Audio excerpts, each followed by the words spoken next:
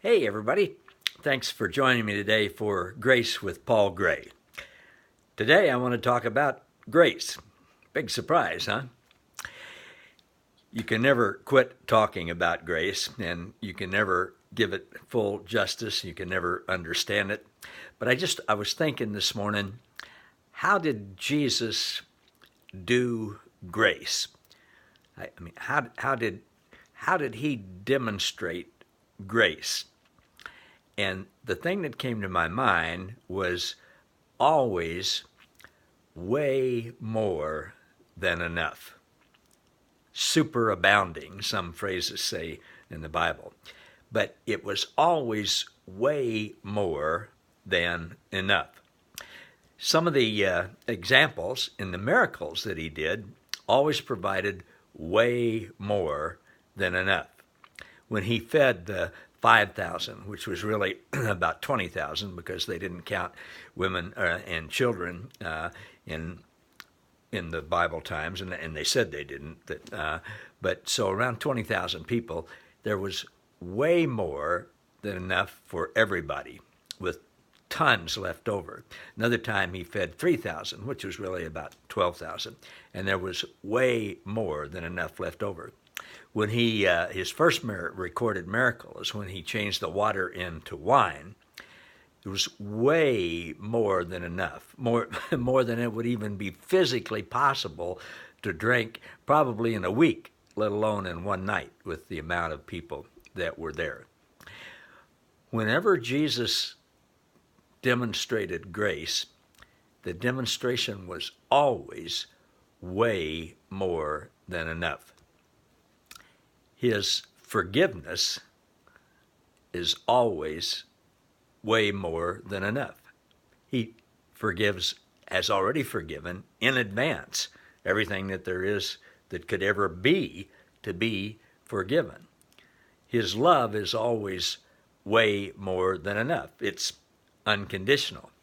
Now, you probably know all of those things, and you may know what I'm going to say now, but it just kind of came to my mind today when I was thinking about this. What would be the greatest demonstration of all of grace being way more than enough? It would be that grace would be for everyone, way more than enough for everyone. God doesn't just have enough grace for a certain amount of people, like 100,000 or 2 million or 10% of everybody who's ever. No, God's grace is total and complete for everyone that has ever lived. That's why they call it amazing grace.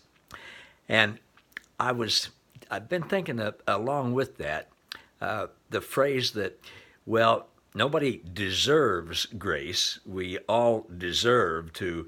The traditional evangelical line is that we deserve to go to heaven, or we deserve to go to hell, but God gives us grace. Think about that. Those of you who have kids, what do your kids deserve?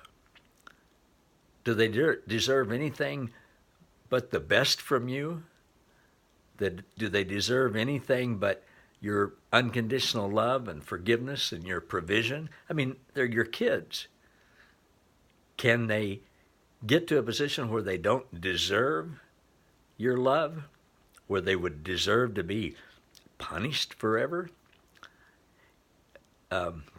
It it makes no sense at all to me how anybody could ever come up with the idea that people could offend their father so much so that they would deserve to be punished eternally and would not deserve grace and unconditional love and forgiveness. So, a little bit of a rambling thing there, but that's where my mind is today. So grateful for the extravagance, the lavishness of grace, unconditional love, and forgiveness, not only for me, but for you, and not only for you, but for everyone. Thanks, everybody. See you next time.